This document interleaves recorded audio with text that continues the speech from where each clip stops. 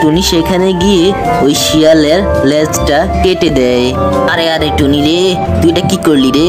তুই আমার লেজটা কেটে দিলি কেন রে? এখন আমি জঙ্গলে মুখ দেখাবো কিভাবে রে? অনেক অনেক দিন আগের কথা, একটা জঙ্গলে একটা টুনি পাখি আর তার দুটি ছানা বাস করত। সেই জঙ্গলে তারা খুব ভালোভাবেই সুখে শান্তিতেই জীবনযাপন করছিল। কিন্তু একদিন তাদের বাসায় নজর পড়লো এক পাজি শিয়ালের। মাইরি, এখানে দেখছি কি সুন্দর সুন্দর টুনি পাখির ছানা। আরে এই টুনি পাখির ছানাগুলো খেতে তো অনেক ভালো লাগবে।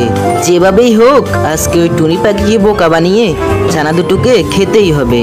টুনি পাখির ছানাগুলো খেতে যে মজা লাগে এটা কি আর কাউকে বলে বোঝানো যাবে? এটা তো শুধু যে খায় সেই বুঝে।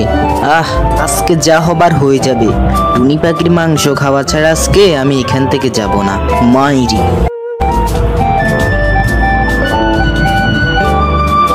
এই টুনি, ভালো ভালো তোর ছানা দুটোকে নিচে ফেলে দে, না হলে আমি যদি একবার গাছে উঠি তাহলে তোর ছানাদেরকে খাওয়ার পাশাপাশি তোকেও খেয়ে ফেলবো।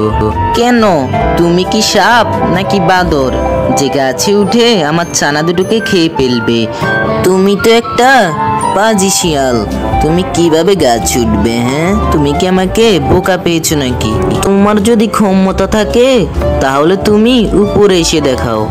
মাইরি, এখনো তোকে আমি ভালো ভালো বলছি তোর ছানা দুটোকে নিচে ফেলে দে, না হলে আমি যদি একবার গাছে উঠি তাহলে তোর ছানা দুটোকে খাওয়ার পাশাপাশি তোকেও খেয়ে ফেলবো। বললাম তো, তুমি যদি পারো তাহলে আমার বাসায় উঠে আমার ছানাকে খেয়ে দেখাও, দেখি তুমিও কিভাবে উপরে উঠে আমার ছানাগুলোকে খাও, আমিও দেখবো আজকে। ইরে মাইরি, টুনি তো দেখছি অনেক চালাক। টুনিকে এভাবে বোকা বানানো যাবে না। টুনিকে বোকা বানানোর জন্য অন্য উপায় ধরতে হবে, আর না হয় আমাকে অন্য কিছু করতে হবে। টুনিকে এভাবে বোকা বানানো যাবে না, টুনি অনেক চালাক। আরে আরে, এই গাছটি তো দেখছি অনেক চিকন, দেখি তো এই গাছটিকে লাড়া দিই, টুনির বাসাটা ভাঙতে পারে কিনা। আর এই কথা বলে শিয়াল ওই গাছটি ঝাঁকা দিয়ে থাকে, আর ওই টুনির দুটি ছানা নিচে পড়ে যায়। আর ওই শিয়াল দ্রুত গিয়ে ওই ছানা দুটোকে খেতে থাকে।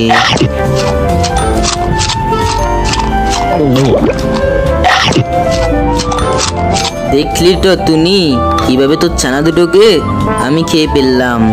মাঝখান থেকে তুই বেঁচে গেলি, আর তোকে বাঁচিয়ে রেখে ভালোই হয়েছে, কারণ তুই ডিম দিবি আবার বাচ্চা ফুটাবি, আর আমি এসে তোর ছানা দুটোকে আবার খেয়ে ফেলবো।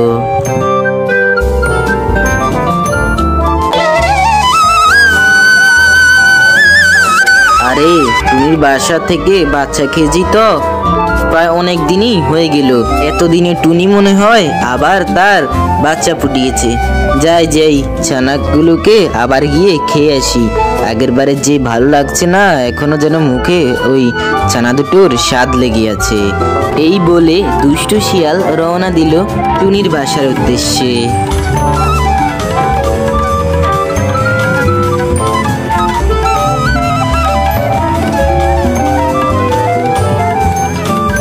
এদিকে টুনি আবারও দুটি ছানা ফুটিয়েছে, আর আগের মতোই টুনি তার ছানা দুটোকে পাহারা দিচ্ছিল।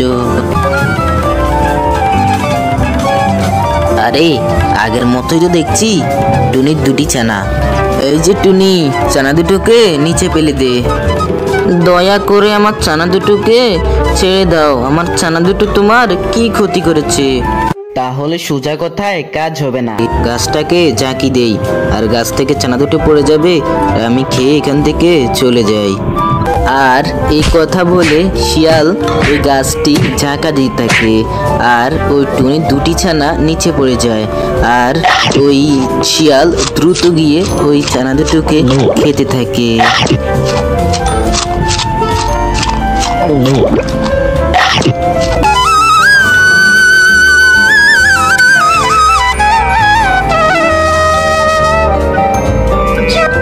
পরের দিন ওই টুনির বান্ধবী কাক চলে আসে টুনির বাসায়।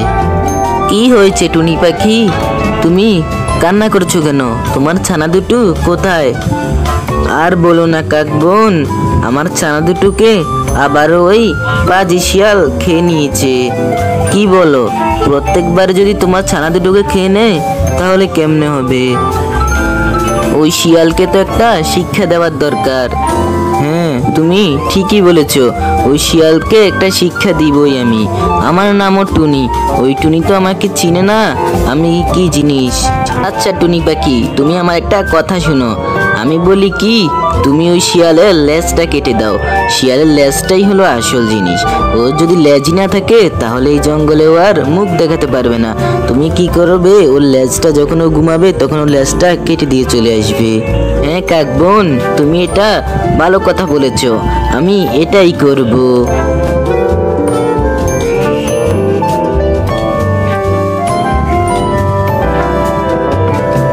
পরের দিন টুনি ওই শিয়ালের বাসায় যাওয়ার উদ্দেশ্যে রওনা হয়, আর টুনি সেখানে গিয়ে ওই শিয়ালের লেজটা কেটে দেয়।